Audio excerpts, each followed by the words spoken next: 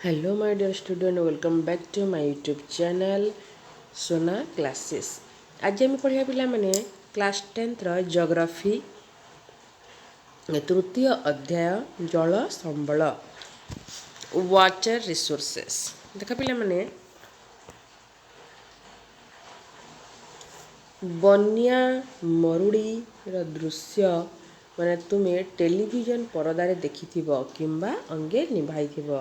तो देख पिला माने बन्या जलर आधिक्य हेले मरुड़ी किंबा माने एवं मरुड़ी जलाभाव जोगु घटी थाए। सेथिपाई कहा जाइछि जल बहुले सृष्टि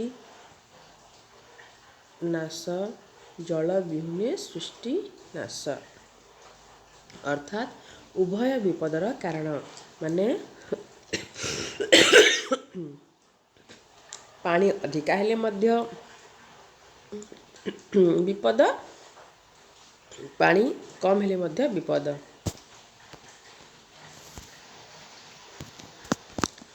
जल जीवन दान करे पुणी जीवन हानि मध्य घटाए। घरे खाद्य रांधिबा लुगापटा धोइबा पाई जल आवश्यक। कल कारखाना जंत्रपाती आदि ठंडा रखिबा पाई जल आवश्यक होइथाए। आमे जेउ विद्युत शक्ति व्यवहार करुछु ताहा मध्य जल विद्युत केन्द्र गुड़िकरे उत्पादन करा जाए। माने मनुष्य काहीकि नदी कूल को बासस्थान हिसाब से बाछि नेथिला। माने ता छड़ा जलर अन्यान्य उत्स हैला झरणा हैला ह्रद हैला पोखरी हैला ओ मरुद्यान ए सबु पाखरे बसती गढ़ी उठिथिला। देख पिला माने वृष्टि विरल सुविस्तृत बालुकापूर्ण माने मरुभूमि मध्यरे कण हुए झर और तार चारि पाखरे खजुरी गछ एवं गुल्म आदि माने देखा जाउथबा क्षुद्र अंचल को मरुद्यान बोली कहा जाए। माने से जगह रे कम जनबसति थाए आउ जन विरल मरुभूमि मध्यरे एही क्षुद्र अंचल सागर मध्यरे द्वीप सदृश थिबारु एहाकु मध्य मरुद्वीप कहा जाए। जल मिलुथबा बाजरा और गहम आदि चाष माने पानी मिलुथबारु सेठी बाजरा गहम आदि चाष करा जाए।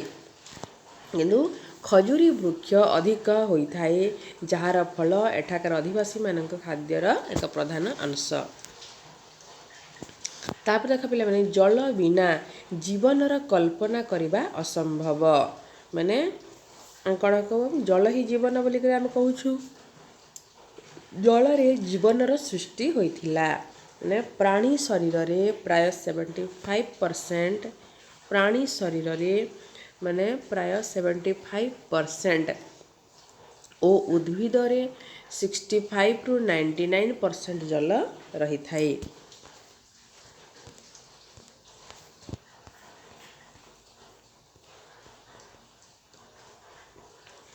तेणु जल हेउछि प्रकृतिर एक अमूल्य उपहार। विकास पाई जल अत्यंत आवश्यक। देख पिला माने आमे समस्त जानिछि जे पृथ्वी पृष्ठर प्राय 3/4 माने होछि कोन जल। मात्र यार एक अति अल्प भाग मधुर जल माने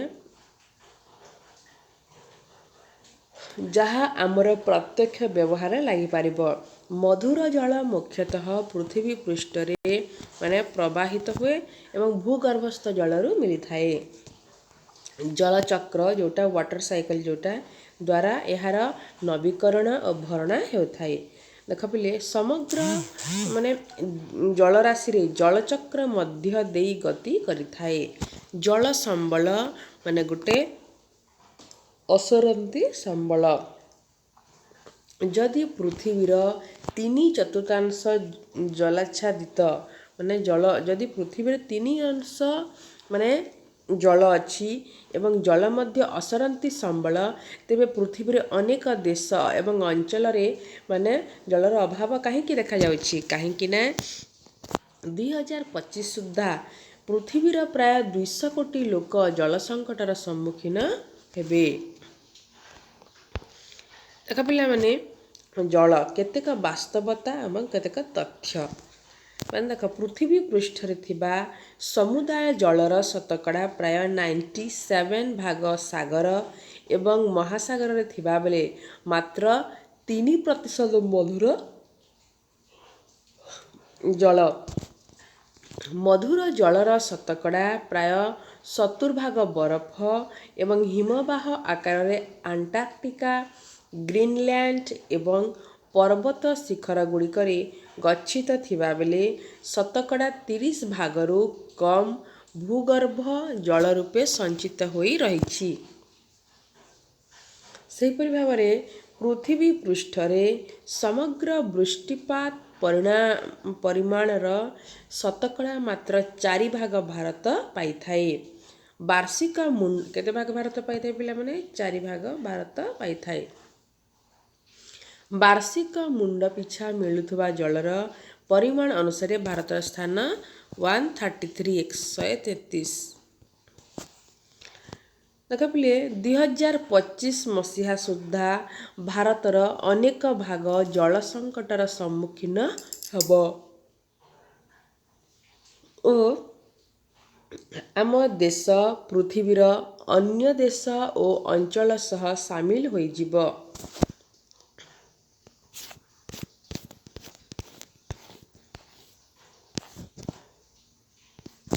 ଦେଖ ପିଲାମାନେ, ଜଳର ଅଭାବର ଜଳାଭାବର ଗୋଟେ ଦୃଶ୍ୟ ଏଠି ଦେଇଛି। ଦେଖିପାରୁଥିବ, ଲେଫ୍ଟ ପଟେ ଦେଖ କେମିତି ମରୁଭୂମିଟା ହେଇଛି, ଆଉ ଏପଟେ ଯେମିତିକି ଖରା ଦିନେ ପାଣିର ଅଭାବରୁ ଯେମିତି ଲୋକମାନେ ହୁଅନ୍ତି, ସେଇର ଗୋଟେ ଏକ ଦୃଶ୍ୟ ଦେଇଛି। ଏଇଟା ହେଉଛି ଜଳ ଅଭାବର ଗୋଟେ ଦୃଶ୍ୟ। ଦୁଇଟା ବକ୍ସକୁ ଦେଖ।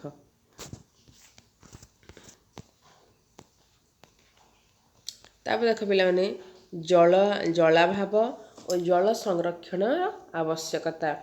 ଜଳ ସମ୍ବଳ ଅସରନ୍ତି ଏବଂ ପ୍ରଚୁର ପରିମାଣରେ ଉପଲବ୍ଧ ମଧ୍ୟ।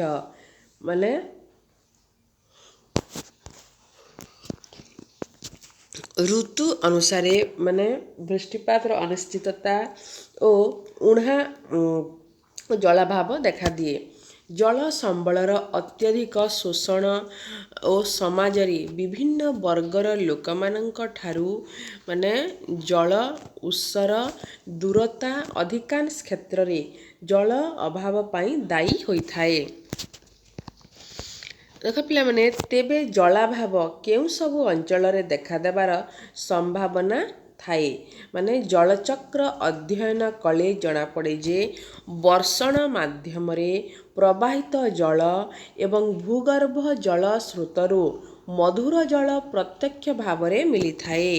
ଏହା କ'ଣ ସମ୍ଭବ ଯେ କୌଣସି ଅଞ୍ଚଳରେ ଜଳ ସମ୍ବଳ ପ୍ରଚୁର ପରିମାଣରେ ଥାଇ ମଧ୍ୟ ସେଠାରେ ଜଳାଭାବ ଦେଖାଯାଇପାରେ? ଆମ ଦେଶର ଅଧିକାଂଶ ସହର ଏହାର ଏକ୍ଜାମ୍ପଲ। କ'ଣ, ଜନସଂଖ୍ୟା ବୃଦ୍ଧି ହେବା ସଙ୍ଗେ ସଙ୍ଗେ ଜଳର ଆବଶ୍ୟକତା ମଧ୍ୟ ବଢ଼ୁଛି, ଫଳରେ ଜଳାଭାବ ଦେଖାଦେଉଛି। ଅଧିକ ଜନସଂଖ୍ୟା ଯୋଗୁଁ କେବଳ ଯେ ଘରୋଇ କାର୍ଯ୍ୟ ସମ୍ପାଦନ ପାଇଁ ଜଳର ଆବଶ୍ୟକତା ବୃଦ୍ଧି ପାଉଛି ତା ନୁହେଁ, ଅଧିକ ଖାଦ୍ୟ ପ୍ରସ୍ତୁତ ପାଇଁ ମଧ୍ୟ ଜଳର ଆବଶ୍ୟକ ହେଉଛି।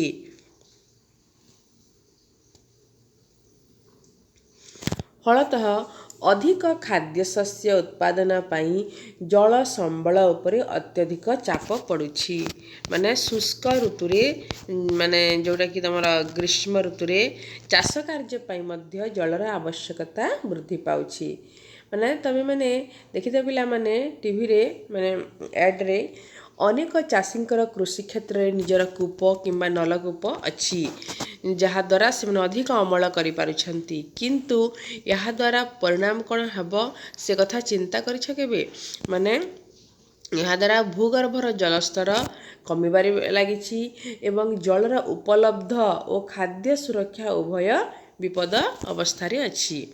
ତାପରେ ଦେଖ ପିଲାମାନେ ସ୍ୱାଧୀନତା ପରେ ଭାରତରେ ଶିଳ୍ପାୟନ ଏବଂ ସହରୀକରଣ ବହୁ ମାତ୍ରାରେ ବୃଦ୍ଧି ପାଇଛି, ଯାହାଦ୍ୱାରା ଆମ ସମସ୍ତଙ୍କ ପାଇଁ ଅନେକ ସମ୍ଭାବନାର ଦ୍ୱାର ଦେଖାଦେଇଛି। ଆଜିକାଲି ଦେଶର ବଡ଼ ବଡ଼ ଉଦ୍ୟୋଗପତିମାନଙ୍କ ଦ୍ୱାରା ସ୍ଥାପିତ ଶିଳ୍ପ ପ୍ରତିଷ୍ଠାନ ସହ ତାଳ ଦେଇ କେତେକ ବହୁରାଷ୍ଟ୍ରୀୟ କମ୍ପାନୀମାନଙ୍କ ଦ୍ୱାରା ମଧ୍ୟ ଶିଳ୍ପାନୁଷ୍ଠାନ ପ୍ରତିଷ୍ଠିତ ହୋଇଛି। ଦେଖ ପିଲାମାନେ ଏଭଳି ଭାବରେ ଶିଳ୍ପାନୁଷ୍ଠାନ ତମର କାରଖାନା ଯୋଗୁଁ ଜଳ ସମ୍ବଳ ଅଧିକ ଚାପ ପଡ଼ୁଛି, ଯାହାଫଳରେ ଦିନକୁ ଦିନ ଅଧିକରୁ ଅଧିକ ଅବସ୍ଥା ଖରାପ ହେଉଛି। ଶିଳ୍ପ କାରଖାନା ଗୁଡ଼ିକ କେବଳ ଯେ ଅଧିକ ଜଳ ଆବଶ୍ୟକତା କରନ୍ତି ତା ନୁହେଁ, କଳକାରଖାନା ଚାଲିବା ପାଇଁ ମଧ୍ୟ ଶକ୍ତି ଆବଶ୍ୟକ ହୋଇଥାଏ। ଏହି ଶକ୍ତିର ଗୋଟେ ଗୁରୁତ୍ୱପୂର୍ଣ୍ଣ ଅଂଶ ହେଉଛି ଜଳବିଦ୍ୟୁତରୁ ଆସିଥାଏ। ଦେଖ ପିଲେ, ଭାରତରେ ଉତ୍ପାଦିତ ହେଉଥିବା ସମୁଦାୟ ବିଦ୍ୟୁତ୍ ଶକ୍ତିର ଶତକଡ଼ା 22% କେବଳ ଜଳବିଦ୍ୟୁତ୍ ଶକ୍ତିରୁ ହିଁ ମିଳିଥାଏ। ସହରୀକରଣର ସଂଖ୍ୟା ବୃଦ୍ଧି, ଘନ ଜନବସତି ଓ ସହରୀ ଜୀବନଶୈଳୀ ଯୋଗୁଁ କେବଳ ଯେ ଜଳ ଓ ଶକ୍ତିର ଚାହିଦା ବୃଦ୍ଧି ପାଉଛି ତା ନୁହେଁ,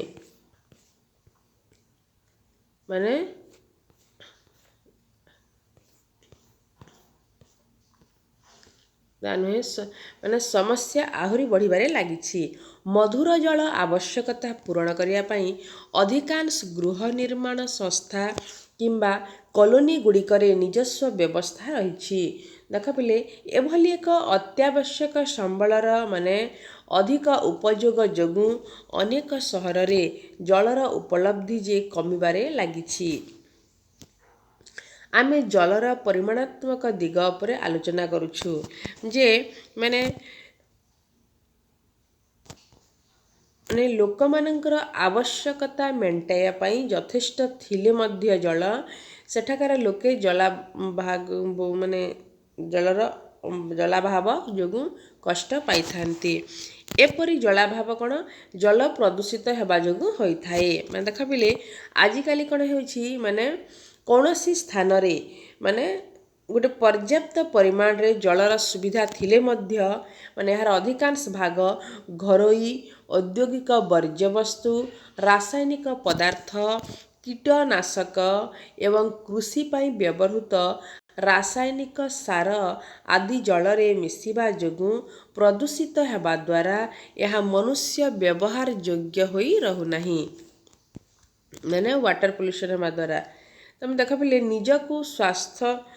ନିଜର ସ୍ୱାସ୍ଥ୍ୟ ଦୃଷ୍ଟିରୁ ନିରାପଦ ରଖିବା, ଖାଦ୍ୟ ସୁରକ୍ଷା ସୁନିଶ୍ଚିତ କରିବା, ଜୀବନ ଜୀବିକା ବଜାୟ ରଖିବା ଓ ପରିସଂସ୍ଥା ଇକୋସିଷ୍ଟମକୁ ଅଧୋପତନ ହେବାକୁ ନ ଦେବା ପାଇଁ ଜଳ ସଂରକ୍ଷଣର ଦରକାର ଏବଂ ସେଥିପାଇଁ କିଛି ପଦକ୍ଷେପ ଗ୍ରହଣ କରିବା ଦରକାର।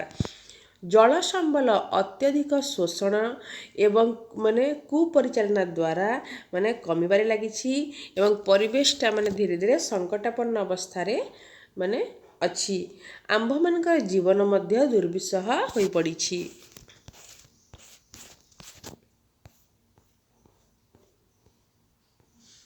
ତାପରେ ଦେଖ ପିଲାମାନେ, ବହୁମୁଖୀ ନଦୀ ଯୋଜନା ଏବଂ ସମନ୍ୱିତ ଜଳ ସମ୍ବଳ ପରିଚାଳନା। ଜଳ ସମ୍ବଳର ସଂରକ୍ଷଣ ଜରୁରୀ।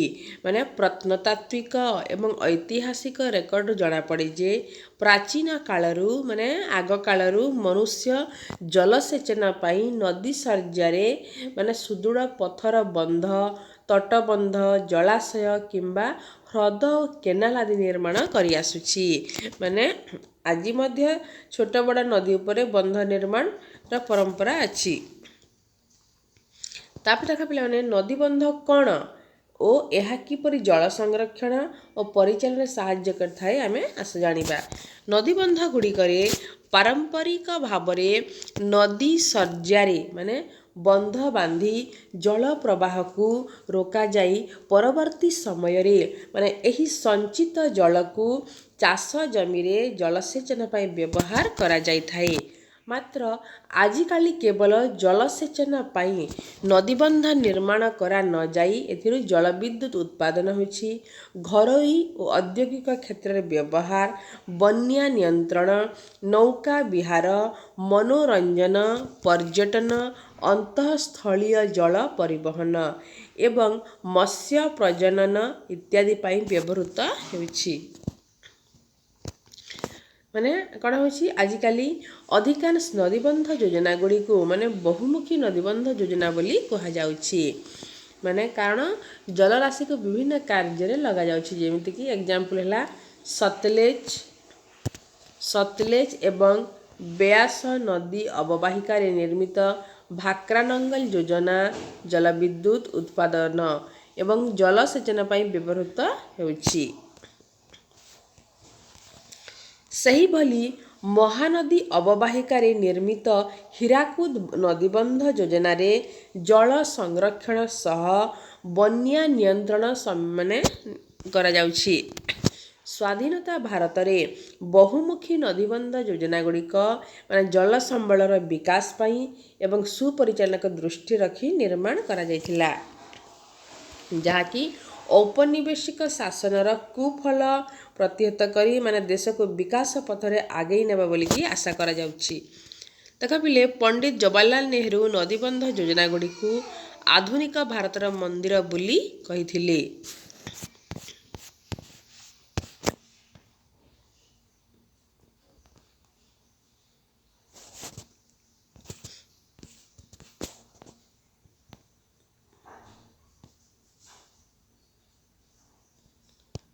ଏହାର ତାତ୍ପର୍ଯ୍ୟ ହେଲା ଏହାଦ୍ୱାରା କୃଷିର ବିକାଶ ଓ ଦ୍ରୁତ ଶିଳ୍ପାୟନ ଓ ଗ୍ରାମ୍ୟ ଅର୍ଥନୀତି ଓ ସହରୀ ଅର୍ଥନୀତି ମଧ୍ୟରେ ସମନ୍ୱୟ ସ୍ଥାପିତ ହେବ। ତାପରେ ଭାରତର ମୁଖ୍ୟ ନଦୀବନ୍ଧ ଯୋଜନା ସମ୍ବନ୍ଧରେ ଦିଆଯାଇଛି ତଥ୍ୟ। ତାପରେ ଦେଖ ପିଲେ, ନଦୀବନ୍ଧ ନଦୀ ଶଯ୍ୟାରେ ଜଳପ୍ରବାହ ରୋକିବା ସଙ୍ଗେ ସଙ୍ଗେ ଏହାକୁ ନିୟନ୍ତ୍ରଣ କିମ୍ବା ହ୍ରାସ କରି ଏକ ଜଳଭଣ୍ଡାର ବା ହ୍ରଦ ସୃଷ୍ଟି କରେ। ନଦୀବନ୍ଧ କହିଲେ କେବଳ ବନ୍ଧକୁ ନୁହେଁ, ଜଳଭଣ୍ଡାରକୁ ମଧ୍ୟ ବୁଝାଇଥାଏ। ଅଧିକାଂଶ ନଦୀବନ୍ଧର ଗୋଟିଏ ଅଂଶ ମଧ୍ୟ ଦେଇ କିମ୍ବା ଉପର ଦେଇ ଜଳ ରହି ରହି କିମ୍ବା ଅହରହ ବହିଯିବାର ବ୍ୟବସ୍ଥା ଥାଏ। ନଦୀବନ୍ଧ ଗୁଡ଼ିକୁ ଏହାର ସଂରଚନା, ଉଚ୍ଚତା କିମ୍ବା ଉଦ୍ଦେଶ୍ୟ ଅନୁସାରେ ବର୍ଗୀକରଣ କରାଯାଇଥାଏ। ଯେପରିକି ସଂରଚନା ଏବଂ ବନ୍ଧ ବାନ୍ଧିବାରେ ବ୍ୟବହୃତ ବସ୍ତୁ ଅନୁସାରେ ଏଗୁଡ଼ିକ କାଠ ବନ୍ଧ, ମାଟି ବନ୍ଧ କିମ୍ବା ଗାନ୍ଥିନୀ କଂକ୍ରିଟ ବନ୍ଧରେ ବିଭକ୍ତ କରାଯାଏ। ଉଚ୍ଚତା ଅନୁସାରେ ନଦୀବନ୍ଧ ଗୁଡ଼ିକର ଅତ୍ୟୁଚ୍ଚ କିମ୍ବା ଏହାର ବିପରୀତ ନୀଚ ନଦୀବନ୍ଧ ହିସାବରେ ବିଭକ୍ତ କରାଯାଏ। ତା ଛଡ଼ା ମଧ୍ୟମ ଉଚ୍ଚତା ବିଶିଷ୍ଟ ନଦୀବନ୍ଧ ମଧ୍ୟ ଥାଏ। ତ ବହୁମୁଖୀ ଯୋଜନା ଏବଂ ଅନେକ ବୃହତ୍ ଡ୍ୟାମ୍ ଗୁଡ଼ିକୁ କରାଯାଉଛି ଏବଂ ବିଭିନ୍ନ କାରଣରୁ